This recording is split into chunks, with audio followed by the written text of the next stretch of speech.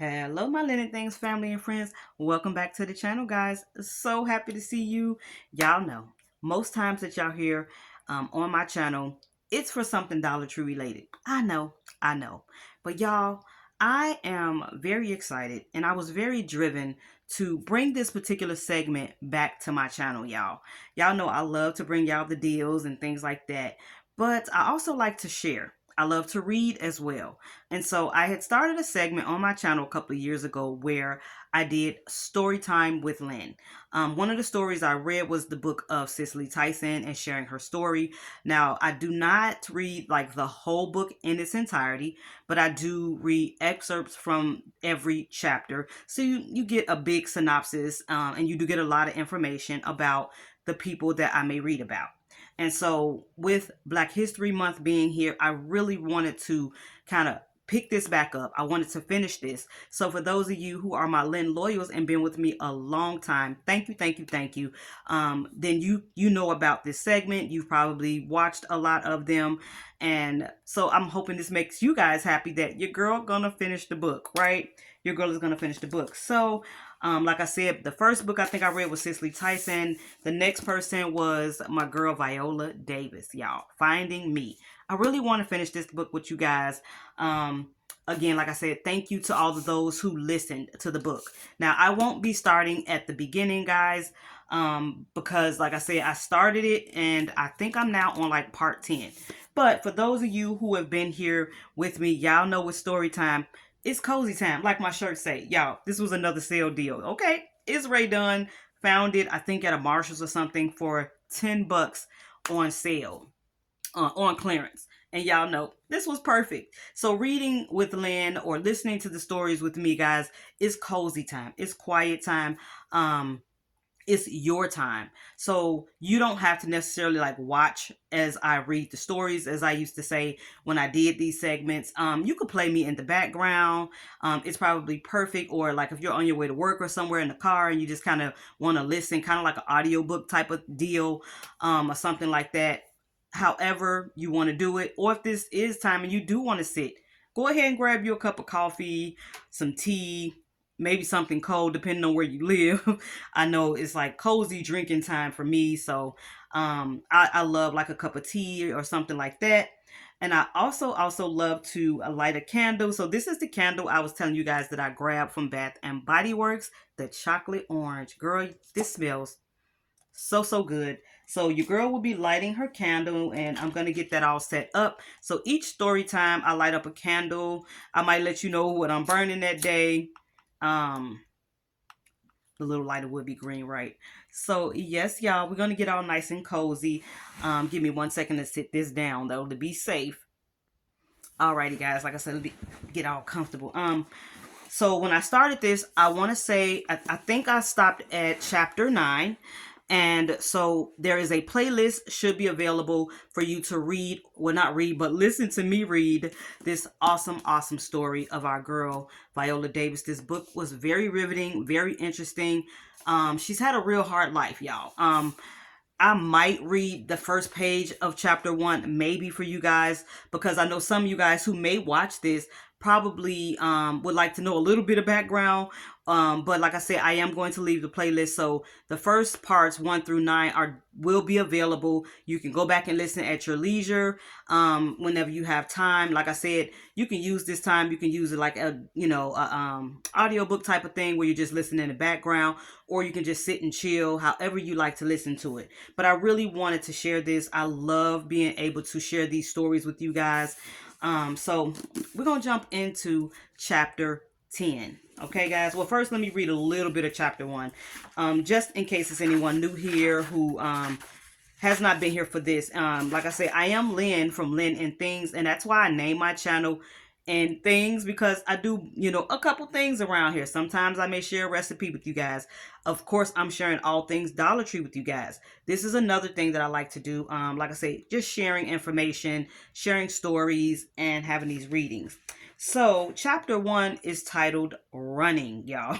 Running. So it starts off with an expletive. I won't be saying it, but it says, this was my favorite expression, and at 8 years old, I used it defiantly. I was a spunky, sassy mess. And when I spewed that expression, one hand would be on my hip and my middle finger in vast display. And maybe my tongue would be sticking out if the situation was especially sticky. As a backup, I would call on my big sister, Anita. She instilled fear in every boy, girl, woman, man, and dog in Central Falls, Rhode Island, which is where she grew up, y'all. She grew her nails to be a better fighter. She was tough, stylish, talented, and well, angry. I'll get my sister to beat your tail, I'd say with confidence. She didn't say it that so nicely, y'all, okay? I'll let's see where we at. Okay, I say it with confidence, but her being 3 years older than me, she wasn't readily available to protect me all the time. While Anita was the fashionista fighter who was as loved and adored as she was feared, I was none of those things. I was the ride or die friend, competitive but shy. When I won spelling contests, I would flaunt my gold star to everyone that I saw. It was my way of reminding you who the heck I was. So now, guys, we're going to go ahead because, like I said, the chapters are available in a playlist, so that if you want to hear the beginning, which you want to hear the beginning, so please go back and watch 1 through 9. Like I said, I know it's going to take time, but even if you just want to hear one and then you continue on hearing the rest, do you, boo. Do it how you would like to do it. So every chapter of course has a title, and then some of them have a quote. So we are in chapter, I don't know why I'm on 12, y'all. Let me go back. Okay, chapter 10. And I saw, like I said, my last video said chapter 10, so I might have done it. I'm not sure, but just to be safe, I'm starting at 10. It says the starting block. So as we start this chapter, this is kind of getting into her kind of growing up, and she already knows what she would like to do with her life. She loves acting and would like to become an actress, and she just kind of always had this way about her. She's always had those thoughts in her mind from a very little child. Again, if you go back and listen to some of the beginning, you'll get that information. So we're going to start off, and it says the title is The Starting Block, and the quote says, I ain't never found no place for me to fit. Seems like all I do is start over. It ain't nothing to find no starting place in the world. You just start from where you find yourself. And this was quoted by August Wilson, guys. So now we're going into the chapter. It says, I wanted to be a great actor like Miss Tyson. And I was just telling y'all, I read Cicely Tyson's book. And she loved Miss Tyson. I want to say she did the foreword in Tyson's book as well. I'm pretty sure she did. But I digress, y'all. I wanted to talk like an actor, train like the actor. The process and artistry of piecing together a human being completely different from you was the equivalent of being otherworldly. It also has the power to heal the broken. All that was inside of me that I couldn't work out in my life, I would channel it in my work, and no one would be the wiser. As if I was good at it. I could make a life. No, I'm sorry. And if I was good at it, I could make a life. It was perfect. All of it was perfect alchemy for healing, acceptance, and worthiness. Then Ron Stetson, a young actor and coach, came into my life at 14. Ron Stetson was my acting coach in the federally funded program Upward Bound.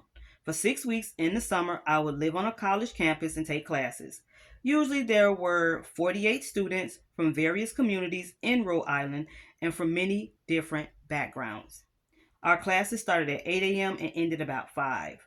The summer program was meant to mirror college so that we could learn and make the transition from high school to college, like the classes, living with people from different backgrounds, being on your own.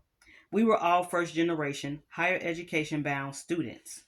Our cohort was a mixed of bag of college bound kids, each with their own crosses to bear. Some had huge language barriers, others challenging family environments, and still others with absolutely horrific stories of political abuse and genocide from their respective countries. I loved Upward Bound. It gave me a jolt of perspective and grace about my family situation. Someone who spent 4 years living in a jungle or watching a parent get their head blown off by militia made my problems seem small. I know that they weren't, but it introduced me to the painful truth that everyone is going through something. The evenings we were free until 8 p.m. or 8:30. So after dinner they gave us a choice of an extracurricular activity. Drama was one of them. In came Ron, who to me was the coolest, most handsome, unique, dynamic individual I had ever met. He drove a beat up car that had no door on the passenger side. Way cool. He put a sheet of plastic in his place so you wouldn't fall out or get wet from the rain. He wore flip flops, tank tops, and jeans. He was not only cool, he was different. He had a different views of the world, people, race. He spoke his mind. In fact, all the counselors and teachers there did. They blew a hole in my world and opened up a new space that I could occupy. Ron gave me two huge gifts that changed my life. The first happened during our first day in acting class. He asked all 14 of us how many wanted to be actors. We all raised our hands. You know you have to work really, really hard, right? He says. A fourth of the hands went down. But I thought, wow, that's awesome.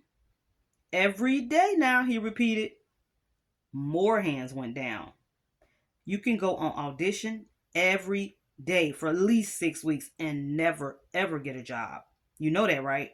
More hands went down. My hand remained raised as if reaching for the sky. And you're gonna get rejected time and time and time again. I was the only one now who had my hand up. He kept going and going. You're going to get egg on your face. You're going to fall down. Your family's not going to understand what you do, and neither will most people. I kept that hand right up staring at him. When you haven't had enough to eat, when your electricity and heat are cut off, you're not afraid when someone says life is going to be hard. The fear factor was minimized for me. I already knew fear. My dreams were bigger than my fear. He stares at me. Okie dokie, let's get back to class. The second gift Ron happened at our wrap party at his house. My sister Dolores, who was also in the class, was talking to me about some boy. I don't remember what exactly she was talking about, but somewhere in there was a reference to us not being pretty. He said, wait, you both don't think you're pretty? Why? We kind of looked at each other completely embarrassed and just kind of laughed it off. And I said, Ron, nobody in Central Falls thinks we're pretty. We've never had boyfriends. We've never kissed anyone. There was a very uncomfortable shift in the air. What? Ron, most of the people in Central Falls are white and they just, well, Dolores and I were at a loss for words at this moment. You both are beautiful. I always thought you were beautiful. Why don't you see that? The air in the room is shifted again. Or was it the air in our lungs? It's that life changing thing that happens when you're seen, valued, adored. Adoration for girls validates our femininity. When you are a dark skinned girl, no one simply adores you. They laugh with you, tell you their secrets, treat you like one of the boys, but there's no care given to you, no devotion given to you. The absence of that becomes an erasure. I learned so much from Ron that summer of my drama training. He says, theater awakens the imagination. Yes, the imagination, the mind's ability to create ideas and images. That's what was injected in me when Ron stated with so much conviction, you're beautiful.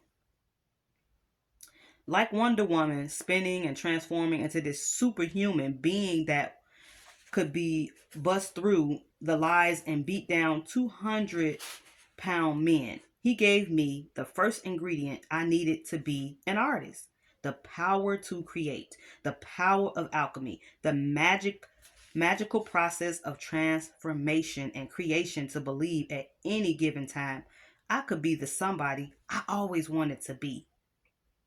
He also gave all of us something even more special: a sacred space where we could all share without shame or fear, a space where we could share our deepest, darkest secrets and they would be received with love and empathy. He encouraged us not to hold it in. And man, oh man, did he love it when we did anything bold or odd or unique.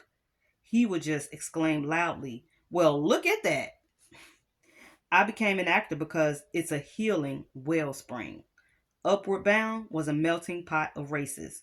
What we shared, besides all being desperately poor, was a passion to be the first generation in our families to get an education and be high achievers.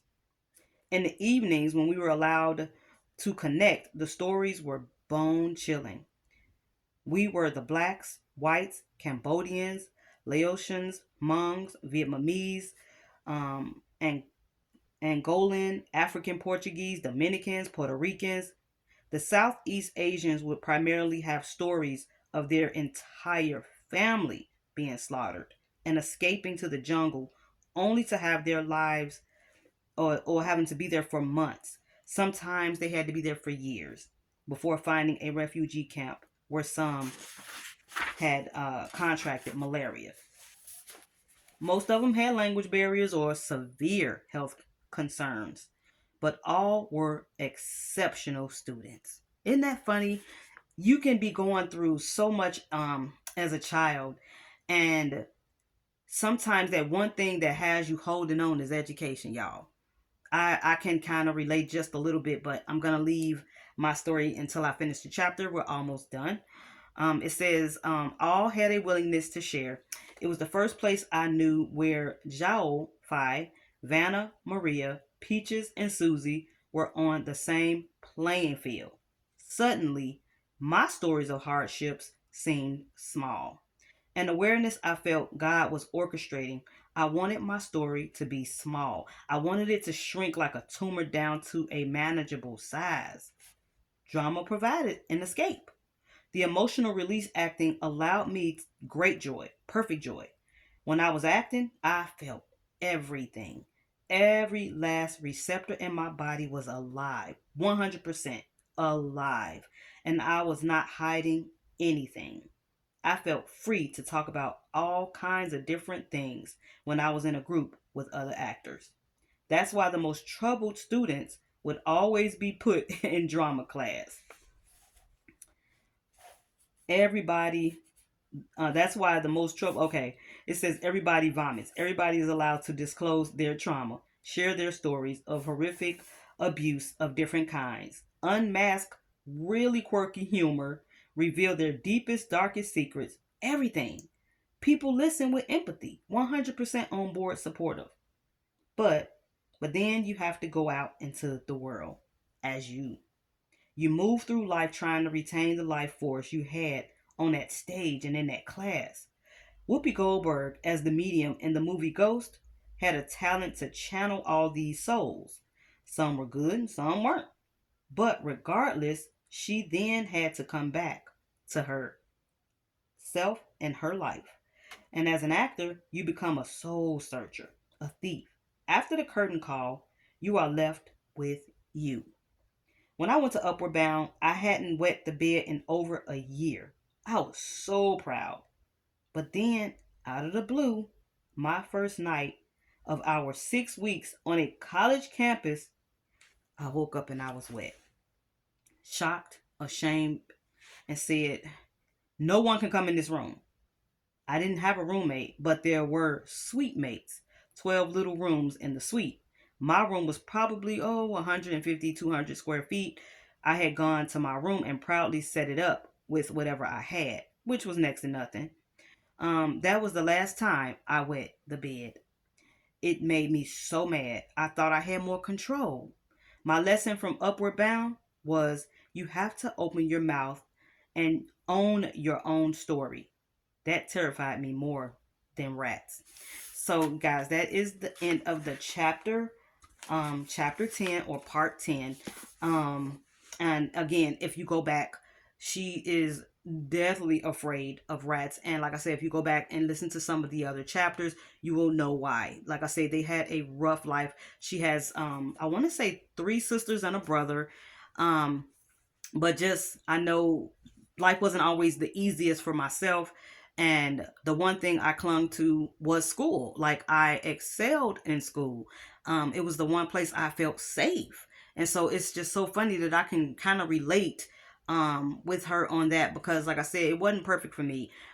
Things went down on in my life as a young kid and things like that, that you probably wouldn't want to have to deal with, but I did. And like being at school, and teachers that kind of encouraged me, and told me you can do this and that, it really did help this young lady out. Okay. Now I always ask you guys, like, if there's a memory that comes up from your for yourself, please feel free to put it down in the comments. Again, if anyone new is going to be listening to this series, thank you, thank you, thank you. So that is our reading, y'all. It is back. I'm not sure how I'm going to be doing these, if I'm going to try to post one or two a week. I think I'm going to try to post one or two a week for you guys, as best as I can. But we're going to do this book, y'all. We're going to finish Finding Me. Thanks, guys. I'm going to catch you all in the next one.